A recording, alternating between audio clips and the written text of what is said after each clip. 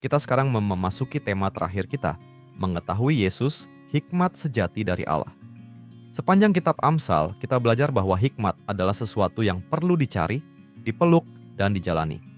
Namun kali ini, kita akan melihat sesuatu yang lebih dalam. Hikmat sejati bukan hanya konsep, tetapi pribadi. Dan pribadi itu adalah Yesus sendiri.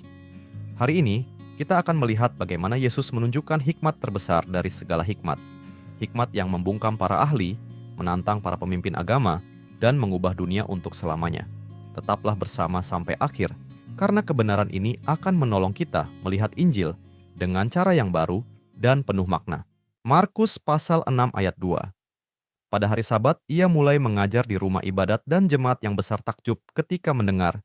Dia dan mereka berkata, "Dari mana diperolehnya semuanya itu? Hikmat apa pulakah yang diberikan kepadanya? Dan mujizat-mujizat yang demikian bagaimanakah dapat diadakan oleh tangannya?" Guru yang sejati. Teman-teman Ayub dulu tidak mengerti bagaimana mungkin Allah bisa tetap adil, namun tetap memberkati orang berdosa yang tidak sempurna. Kebingungan mereka berasal dari ketidaktahuan akan Injil. Hal yang sama juga terjadi pada orang Farisi di zaman Yesus. Mereka percaya bahwa kebenaran berasal dari kesempurnaan moral, bukan kasih karunia. Tetapi Yesus mengungkapkan sesuatu yang luar biasa, bahwa Allah bisa menjadi adil sekaligus pembenaran bagi orang yang percaya. Seperti tertulis dalam Roma pasal 3 ayat 26. Bagaimana bisa? Karena Yesus menjadi pengganti kita.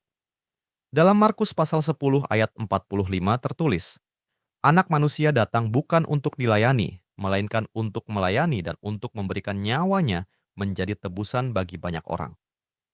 Inilah inti Injil. Hakikat dosa adalah ketika kita menempatkan diri di posisi Allah, berusaha mengendalikan hidup kita sendiri, dan merasa tahu yang terbaik. Namun, hakikat keselamatan adalah ketika Allah menempatkan dirinya di posisi kita, menanggung hukuman yang seharusnya kita terima di kayu salib. Itulah sebabnya Yesus disebut guru hikmat yang sejati. Seperti dalam Amsal pasal 2 ayat 1 sampai ayat 5, Yesus juga berbicara tentang dua jalan.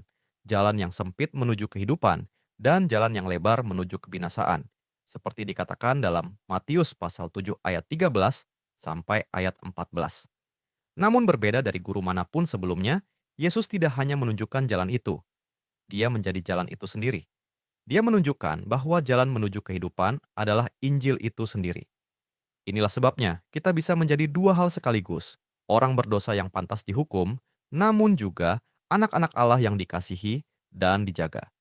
Martin Luther merangkum kebenaran ini dalam ungkapan Latin simul justus et peccator. Pada saat yang sama, benar dan berdosa. Dalam Kristus, kita tetap lemah dan tidak sempurna, namun sepenuhnya diterima dan dikasihi oleh Allah. Mari kita berhenti bentar dan mikir. Bagaimana Injil yang menyatakan bahwa kita berdosa, namun sepenuhnya dikasihi, menumbuhkan rasa takut akan Tuhan yang sejati dalam hati kita?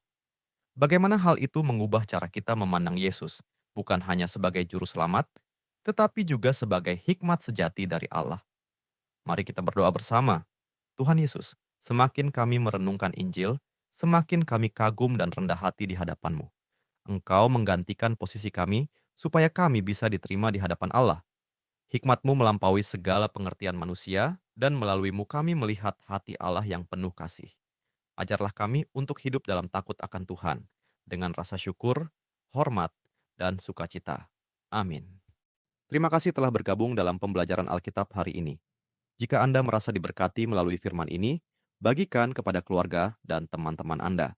Jangan lupa untuk like video ini, tinggalkan komentar, dan subscribe channel kami agar kita dapat terus belajar dan bertumbuh bersama dalam firman Tuhan.